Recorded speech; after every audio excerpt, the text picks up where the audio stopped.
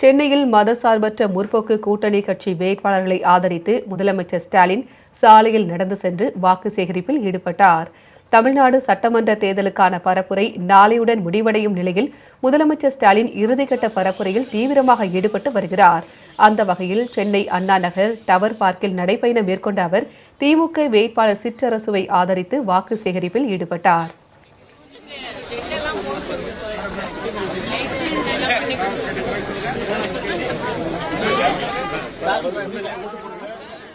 இதைத் தொடர்ந்து எம்ஜிஆர் நகரில் விருகம்பாக்கம் தொகுதி திமுக வேட்பாளர் பிரபாகர் ராஜாவை ஆதரித்து முதலமைச்சர் ஸ்டாலின் சாலையில் நடந்து சென்று தீவிர வாக்கு சேகரிப்பில் ஈடுபட்டார்.